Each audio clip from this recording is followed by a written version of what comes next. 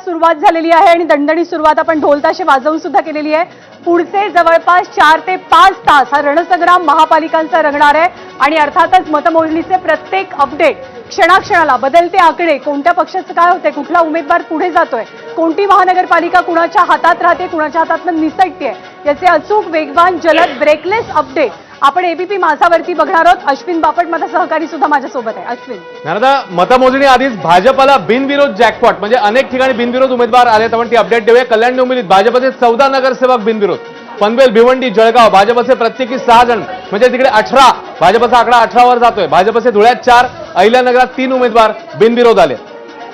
या बिनविरोधवरनं सुद्धा बराच वाद झालेला होता। पुणे पिंपरी चिंचवडमध्ये सुद्धा भाजपचे 2 उमेदवार बिनविरोध आहेत, त्यामुळे महापालिकेत पहिल्यांदा असं होत आहे जेव्हा टॅली आपली ओपन झालेली आहे तेव्हा त्याच्यामध्ये आकडे आपल्याला आधीच पाहायला मिळतात। आपण पुन्हा एकदा 29 महानगरपालिकांसाठीची टॅली कशी असणार आहे आपल्या प्रेक्षकांना सांगूयात। सगळ्यात वरती तुम्हाला मुंबई महानगरपालिकेचा निकाल पाहायला मिळणार आहे। देशातली, आशियातली सर्वात श्रीमंत महानगरपालिका, त्यामुळे मुंबईकडे देशाचंही लक्ष लागलंय की मुंबईची सत्ता कुणाची।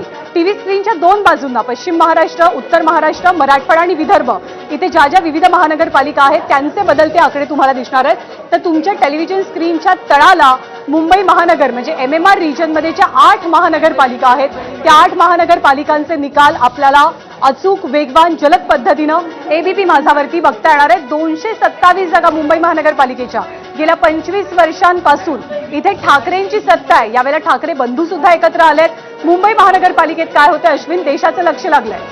खरं आहे, टपाल मतमोजणीला सुरुवात झालेली आहे, त्यामुळे आता आपण म्हणू शकतो की आता ऍक्च्युअल मतमोजणी जी आहे ती सुरू झालेली आहे। काही क्षणामध्ये ईव्हीएम देखील सुरू होईल, पण सगळ्यात सुरुवातीला टपाल मतमोजणी, ज्याच्यावरून आता कदाचित पुढच्या काही मिनिटांमध्ये आपल्याला कल यायला सुरुवात होईल।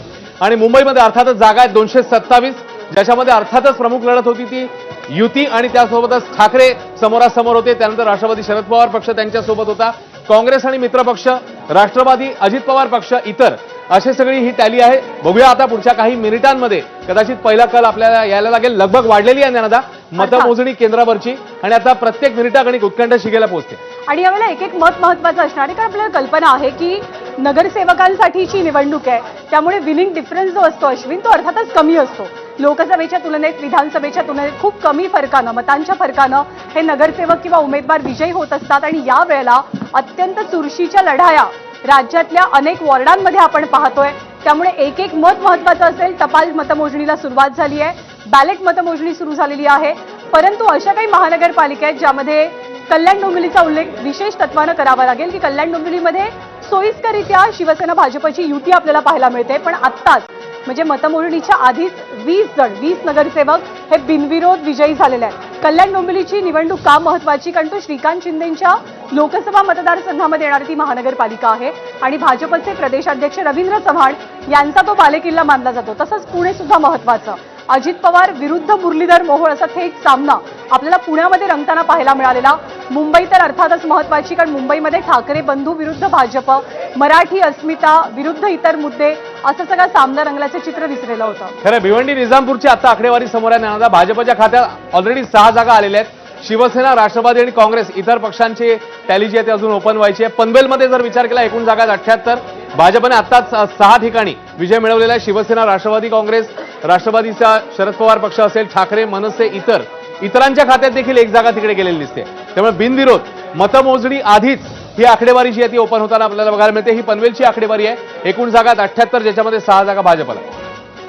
आणि मुंबई महानगरपालिकेत काय होतं आहे, पुणे महानगरपालिकेमध्ये काय होतं आहे याची सर्वांना उत्सुकता आहे, कारण मुंबई ही अर्थातच एक प्रकारे सत्ता केंद्र आहे। कारण भाजपला अश्विन आतापर्यंत मुंबईमध्ये स्वबळावरती महापौर विराजमान करता आलं नाही। कायम आपण बघितलं की शिवसेना आणि भाजपची युती रचली, पण छत्रपती संभाजीनगरमध्ये प्रचंड मोठा राडा पाहायला मिळतोय।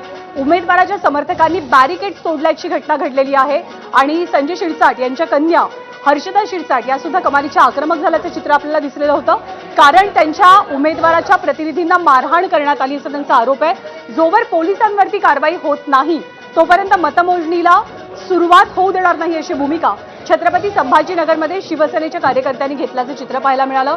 पण राज्यातल्या अशा काही विशिष्ट महानगरपालिका आहेत की जिथे आधीच बिनविरोध निकाल लागलेले आहेत, ज्यामध्ये प्रामुख्यानं कल्याण डोंबिवली, भिवंडी, निजामपूर, पिंपरी चिंचवड यासारख्या महानगरपालिकांचा समावेश आहे। अश्विन, निकालाआधी संजय राऊतांची एक प्रतिक्रिया आलेली आहे, ती प्रतिक्रिया आपण पाहूया. ठाकरेंसाठी, शिवसेनेसाठी ही निवडणूक प्रचंड महत्त्वाची